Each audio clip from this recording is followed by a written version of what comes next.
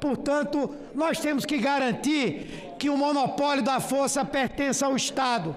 Portanto, nós temos que garantir que o monopólio da força pertença ao Estado. Completamente diferente do que eu tenho ouvido as manifestações aqui. E já falo, senhor presidente, que já faltam apenas 3 senadores para votarem. E a grande maioria já manifestaram seu voto, dizendo: nós vamos resolver aqui sim. Quem está do lado da população e quem é que está dando guarida a criminosos após essa votação. Eu quero dizer aos senhores que no referendo das armas a população já resolveu por 63,9%, dizendo: eu quero o comércio de armas e munições. Acabou o discurso da hipocrisia. Quando nós entramos num ponto aqui para dizer invadiu competência do Legislativo, pelo amor de Deus, senhor presidente, no dia da sua eleição, esse plenário aqui deliberou que a votação seria aberta. O presidente do Senado, numa decisão monocrática, na madrugada, defecou na nossa cabeça e disse: eu invado competência e vai fazer sim a eleição fechada. O tempo todo o judiciário faz nisso. Agora nós vamos fazer esse oba-oba. Ai, o Bolsonaro, os robôs do Bolsonaro. Foram 57 milhões de pessoas de carne e osso. Que eu vi também as ruas. Ouvi médicos, ouvi jornalistas, ouvi empresários. E ouvi aqui colegas senadores mais preparados do que eu, que penso que o melhor nesse momento, para a minha definição, é obedecer o meu eleitorado na hora da discussão do projeto de lei. Porque vai haver a discussão aqui, senador Eduardo. Perfeito? Aí sim vai ser a hora de discutir e de ouvir o meu eleitorado, porque 51% dele entende que o porte tem que merecer mais critérios. O porte. Perfeito? E 61% do meu público, do meu eleitorado... Para concluir, senador Cajuru. Quer, portanto, a aprovação do projeto da posse de armas. Então, resumindo, o meu voto é sim, mas na discussão do projeto de lei, eu obedecerei à questão do porte se não houver correções. O Estado não é onipresente, senhor presidente. O Estado não pode estar nas residências das pessoas, nas fazendas, nas propriedades, defendendo o cidadão. Não há como, não há recursos humanos suficientes para isso. Portanto, eu quero fazer um apelo aos senadores do PSD. Vamos votar o não e pedir, votar o sim, e pedir que o governo, sim, Major Olímpio, inclusive sim, contra os seus robôs analfabetos que estão mandando mensagem com erro de português, e todos eles com palavrões que atingem aqui a honra e a dignidade dos senadores e das senadoras.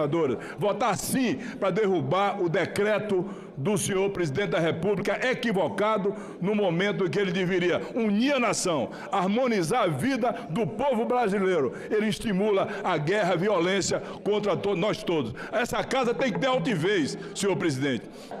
Será que os brasileiros simples, cidadãos comuns, estão preparados para reagir? Nós teremos de cara, rapidamente, automaticamente, nós estaremos autorizando 3 milhões de pessoas a terem o porte e a posse de armas.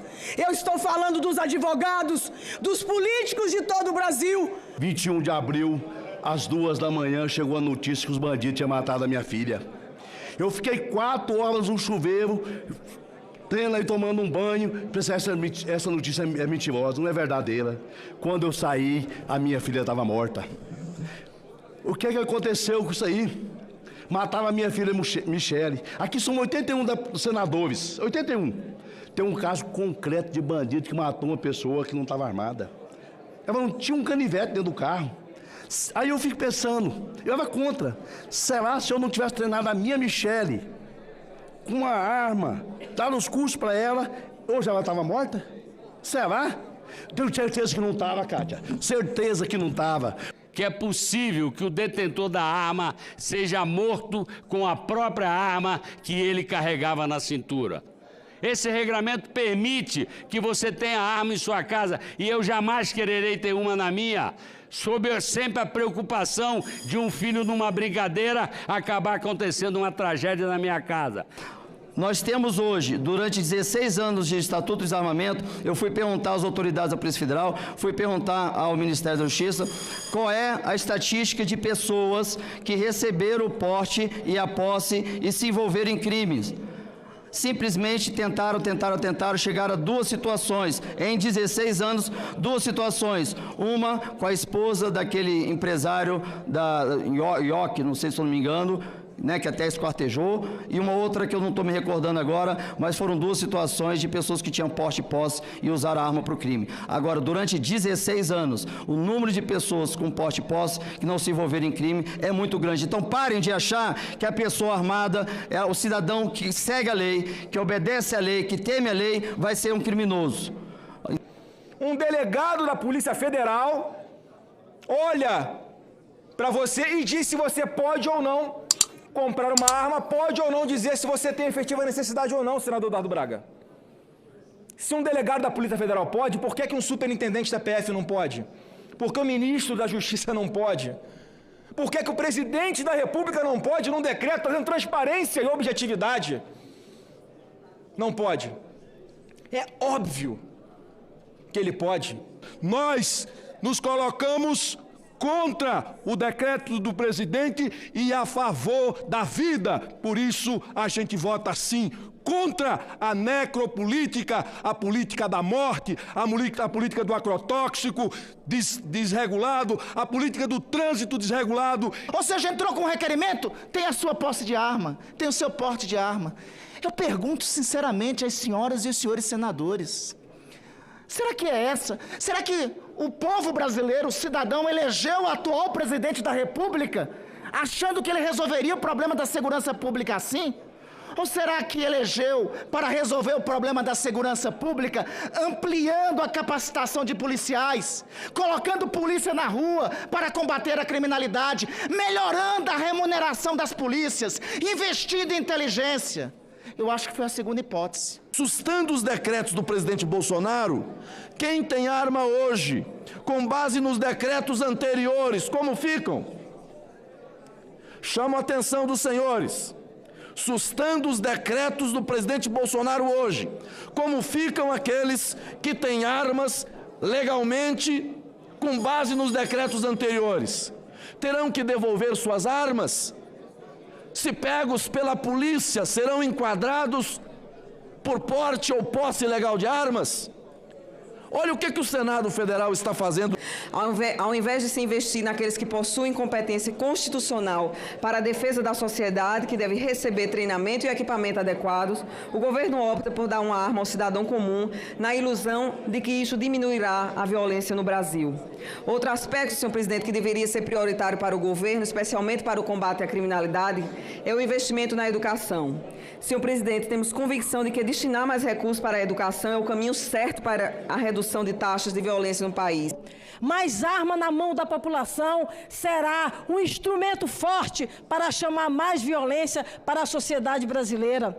Austrália, Estados Unidos, Suíça e Finlândia são alguns desses países de comparação. No entanto, aqueles que são favoráveis ao desarmamento dizem: mas eles são um país evoluído. Pois então, vamos para o Paraguai e Uruguai, que lá é liberado e não há nenhum tipo de violência como existe no Brasil. Esse bombardeio de robôs, de pessoas maníacas, reacionárias e que acham que não é através do diálogo e da lei e da polícia que se resolve as coisas. Eu não vou dizer robôs, mas desinformação, alguns venenos que rondam, não os quartéis dos brigadeiros, como diria Castelo Branco, mas as redes digitais. Eu voto sim, na expectativa de que nós possamos lucidamente e com espírito desarmado tratar esse assunto sob a forma de projeto de lei. Eu sou delegado de polícia há 27 anos, mas eu também sou professor de direito penal.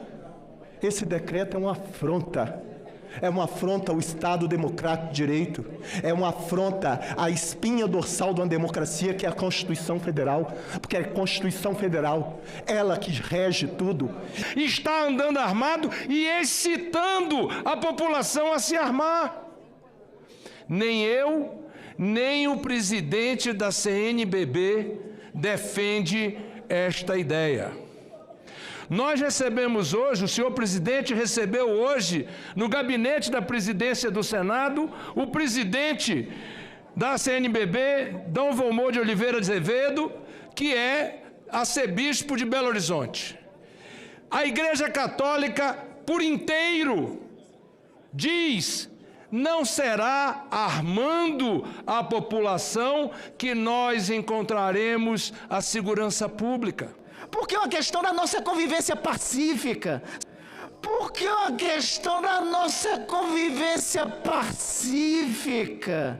Vou agradecer a todos os senadores profundamente nesta oportunidade. É uma oportunidade onde o Senado mostra a sua grandeza, onde homens e mulheres de cabeça erguida enfrentaram um debate que eu não sei se foi feito por computador ou se foi feito por pessoas, mas que todos aqui tiveram a grandeza de se posicionar com as suas convicções, e que eu abraço a todos os senadores, independente do resultado. Nós estamos fazendo o que milhões de brasileiros nos delegaram para fazer. Isso é a democracia representativa, e é para isso que nós estamos aqui.